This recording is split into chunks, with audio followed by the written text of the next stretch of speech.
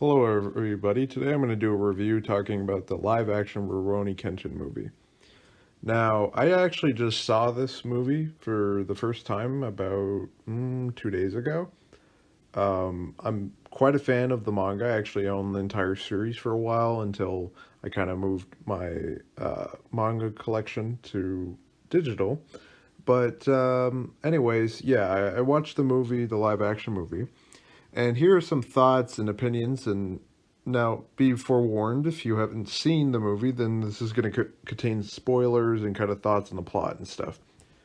So, to begin with, the movie starts with Kenshin. He gets basically, it shows a flashback of him to, which I believe was, let me think, was it the Boshin War? Or it might have been. It was during that time. Basically, Kenshin was a kill sword or a assassin for, I believe it was the Chosu clan, and basically he's fighting to end the Tokugawa shogunate, which, for some past background, the shogunate was there for I believe about 300 years. It had ended the former dynasty, which I believe was the Asahara. Um, Clan who had controlled Japan from that time. Eventually, the Tokugawa, which were, I believe, based in what was referred to as Edo, which is today's Tokyo. They end up winning through some conflicts, which the reason this came about, to even go back further, was because in Japan they had the emperor who had one seat of power, and then there was a shogun, a basically a local strongman who was also a power in the government. Now, the clans of that time, the different seats of the prefectures, would submit to mainly either the shogun or the emperor. Usually, when things were good, both of them coexisted peacefully, but when things got bad, there'd usually be a siding of that. Now, I'm not an expert on Japanese history, but that's basically the outline. So there's a conflict. The Tokugawa shogunate ends. Then there's a thing called the Meiji Restoration. Well, in that time in Japan, there was a lot of westernization because Japan had been shut down during the Tokugawa era, and a Commodore Perry I believe it was 1854, had arrived in Japan and basically told them, hey, you're going to trade with America and in the West and so on and so forth. So since then, there's quite a technological discrepancy between the two nations. And so in this preface, the world has modernized. The Meiji Restoration comes about, and the era of the samurai, which would be basically the equivalent of the Western Knights, comes about, like the end of that. So there's a lot of samurai, or low end samurai in particular, who basically kind of wandered around, or they worked for petons compared to what they used to. That basically they took a big status hit on this issue, which I'd imagine would be very similar in other countries when their knight class went away. They either got assimilated into the nobility or they moved into a lesser position. Well, anyways, so Kenshin, he's this great assassin who's called the Batosai, the manslayer, and he basically doesn't have a master, and he's like, you know what, I'm done killing because, I don't understand what's right anymore, so I think it's a little bit too hazy. So he basically decides not to kill again, and he uses a reverse sword, which he calls a Sukabuto. And from that, he moves on and he kind of wanders, and eventually he gets to meet a young lady named Kaoru, which in the manga, he basically gets involved with. There's a guy, this blockhead, essentially, this bigger guy who has rather crappy sword skills to begin with. He's like causing issue for Kaoru's father's dojo, and so he claims he's but Tosai and all that, and he causes havoc. Well, basically, Kenshin ends up intervening and kicking his ass, basically. And after that happens, they kind of like start hanging around, and then they start accumulating people. Now, in the movie, Yahiko, which is the young pupil of the dojo, he basically was a member before Kenshin arrived. He was kind of like a stowaway that kind of showed up for food, and he pretended to be a student, that kind of thing, a off and on student. Well, in the manga, he basically uh, he was somebody who was under control of these gangsters essentially, and his father was a samurai, but he got killed or dishonored for whatever reason, I don't remember. And so eventually Kenshin ends up saving him as well, one way or another. Now, in the movie, in the first movie that I'm talking about, Kenshin, he ends up coming across one of his early first major opponents, who his name, I believe it was Jin. Jin was somebody who also takes the name of Batosai, but he is someone who enjoys murdering. He doesn't just kill for duty, he kills because he wants to and gets more powerful. Now, in the show, there's more progression, but basically, at this point, in the movie, Kenshin ends up getting arrested because he ends up getting into a fight with these hooligans who were trying to mess up the dojo of Kaoru's father, who now she's in charge. She's in charge of the dojo, so it's hers, I guess. So it's basically kind of a reflection of how they meet. It's kind of mend of it. So I mean, for the most part, it's changed a little bit, but the major changes you'll see are coming up. So the primary changes between the manga and the live action movie, which let me say now, the live action movie is really good, but we'll get to that in a moment. Anyways, so Kaoru and Kenshin, they end up. She has to like wait for him to get out of jail because he steps in and tries to stop a bunch of harassment from these dudes at the dojo. He kicks their butt and then goes to jail temporarily, where he's approached. Now, while that's happening, this woman who was named, let me see, what is it? I forget her name because I remember her nickname. It's let me see. Yes, Takane Megumi. She was a basically a daughter of a prominent doctor's family, but the doctor's family, they get murdered. So this drug dealer who's quite the gangster, he has a lot of money and resources. He ends up trying to grow basically heroin, opium at that time, to basically get people addicted to Japan and to make a bunch of money. Now, she escapes because she doesn't want to be part of that anymore. And so Yahiko stumbles upon her and invites her in, okay, so on and so forth, to the dojo. So there's some differences there. There's a little bit more explanation in the manga, but basically what happens. Along the way, Now, one of the major changes from the manga that I personally didn't find great, which I think could have really been done a little bit better. It wasn't done bad, but could have been done better. Was that there was a fight at a basically restaurant, a local inn type thing, restaurant inn, and basically Sonosuke Sagara, he ends up fighting Kenshin because while he's in jail, he figures out, hey, wait a minute, Kenshin's Batosai. Like, he didn't know, and then he finds out because basically the government's like, hey, Kenshin, you want to be a major in the army? You can end up making some good money kind of thing. And he's like, no, I'm done that life, essentially. So Sanosuke and Kenshin fight. Now, basically, Kenshin, during this battle, he doesn't draw a sword. That was much different than the manga. I believe Kenshin does draw a sword, but he defeats Sanosuke in a much more active kind of conflict.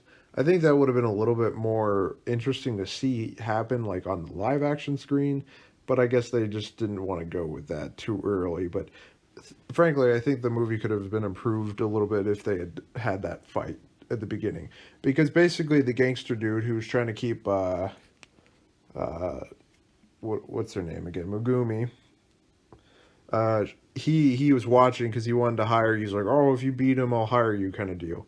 Because basically in the movie, the gangster guy, he tries to pay off Kenshin to help him, and he's like, no, I'm not interested.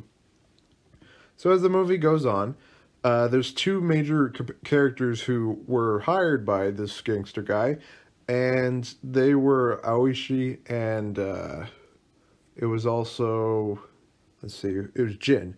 Jin is the main character who Kenshin has to fight. Now, they were very close with the manga in this. Basically, Jin kills people. He ends up getting into the shrine type area.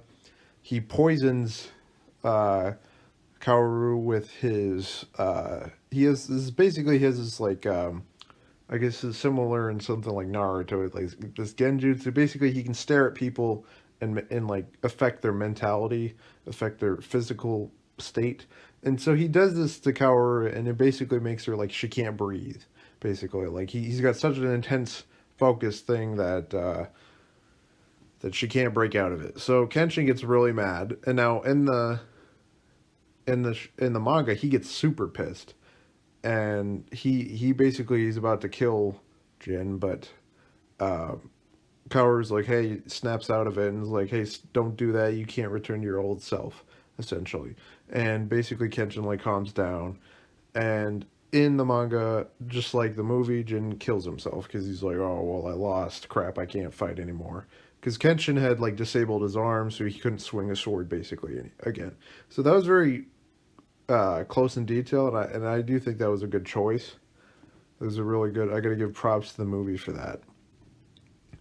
Now later on, there is more conflict because basically, Megumi, she gets taken away from the dojo, the Kaoru dojo that's established where they all kind of reside.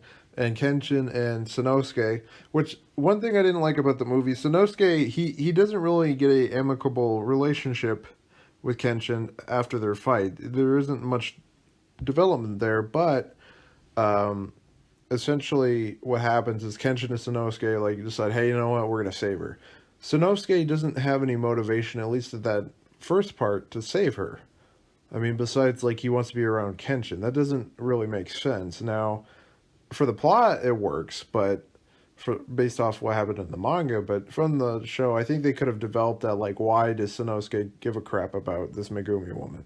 And why does he want to be friends with Kenshin? I mean, their initial encounter, sure, there was some respect there, but, I mean, doesn't the guy have more to do? So, okay.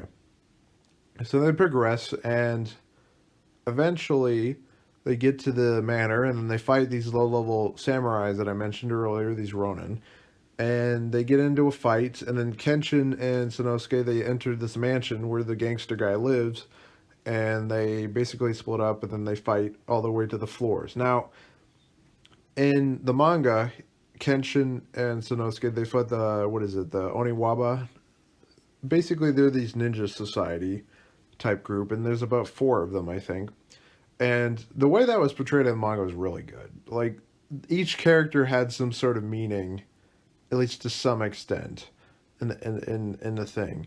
And a very important key plot point happens after that, where in the live action movie, there's only 2 opponents, which Kenshin and Sanosuke beat. Which the guy that Kenshin was facing, I'm not 100%, but it appears to be it was Aoki. So, not Aoki, excuse me, Aoshi Shinimori. And so he gets defeated, and the way he's dressed, I don't know, like he has white hair. It's kind of weird, because Aoshi and the manga have black hair, but we'll forgive the casting, I suppose. Well, in the manga, what happens is that they're defeated, and the Oniwaba, they decide to like turn on the gangster guy. Well, in the manga and the live action, there's a minigun, like a Gatling gun used. And basically, the gangster guy kills all the Oniwaban, pretty much, except for Aoshi. Now, Aoshi, he barely survives. He gets his butt kicked. And Kenshin and friends, they defeat them. But there is quite a fight with Aoshi and Kenshin, which I don't know if it was 100% portrayed in the live-action movie. There's some issue with that. But hopefully they develop that with the second movie. I haven't seen it yet. So That goes on. The gangster guy gets arrested, and then they move on. They also do a pretty good foreshadowing with Hajime Saito. So that'll be interesting to see how that plays out, at least. Because when it comes to the major boss, what's his name? Makoto Shishio, then he's definitely going to have a factor in that. And so it gets towards the end of the movie, and they rescued, which, by the way, they had done the manor, I believe, before the Jin fight. And at the end of the Jin fight, basically, Ajimi Saito was like, "Hey, you're gonna have to change. Look at what you've done." Basically, he tries to shame him for not wanting to kill people, essentially. But Kenshin just kind of stays on. Then towards the end of the movie, basically they're all back at the manor, and Kaoru wakes up after being choked out and stuff, and she's like, "Hey, where the heck is Kenshin?" And she freaks out because Megumi was trying to say something, but she was kind of impatient. So she flies out the door and she finds Kenshin because she was afraid Kenshin had turned and wasn't gonna like go back to normal, but he does, and he kind of smiles, and then that's the end of the movie. So overall, there were some changes with the movie. I will say the action was really good, excellent. In fact, it's some of the best action scenes I've seen. Period. Whether or not be anime or any sort of adaptation. I would say the plot was still very good and it captured the essence of the manga and the TV show. So I will compliment it for that. Let me think what else. The choreography is pretty good. There's some scenes in the movie that are a little bit weak, but for the most part, they're very essential scenes to develop the further things that are going to happen. I think that maybe the Aoshi casting was a little weak, but other than that, I mean, they were all pretty solid characters. Like with the Saito, he was cast well. Sonosuke was cast well, so was Kenshin. So I think that based off of that first movie, and I'm going to watch the rest of them soon, and I hear there's 2 new movies coming out eventually, that will be very good to see. So overall, out of, A to F, I would say the movie is definitely an A minus. I would say it's a 9 out of 10. It's not perfect, but it's really good at what it does. And compared to for a live action movie, I would say it's a 10. For a live action movie, it's a 10 out of 10 for that specific subcategory. But as an overall movie, I'd say it's a 9 out of 10. Because live action movies, a lot of them are pretty bad. So until very recently, like your Sonic movie and Detective Pikachu, for example. So, I mean, when that's when those are your comparisons, it just shows you. Because, I mean, we've had so many live actions. We've had Dragon Ball Origins. We've had all sorts of stuff. But, so, I would say it's well worth a watch if you're a fan of the series. Even if you're someone who's not really into manga anime, it's kind of like the same sort of appeal you would get from Cowboy Bebop. It's just the dynamics are different. So, in Cowboy Bebop, you have your Western, your science fiction, and you have some grit, like something like oh, what is it called? Like a Dune and like I can't remember. I think 300, not 300. What is it? The Dame to Kill For. That Frank Miller, I think it is. Let me see. What is it called? Frank Miller.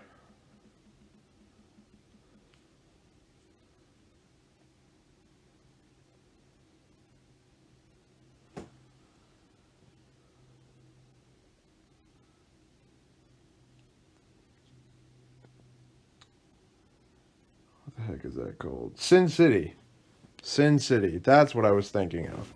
Yeah, it's kind of like Sin City Western and space all together. Except for with this, it's more of um, history, grit, and probably. I mean, there is some comedy to it. I would say. So if you like historical dramas, like what are those called? The Taigas, I think, like the NHK does, or if you like Japanese history in general, I think it's a pretty casual manga you can get into. It's not super serious about itself. So there's not a lot of important characters to remember. There's mainly the main cast and their villains. So overall, I'd recommend it. All right, thanks for listening, everybody. Have a nice day.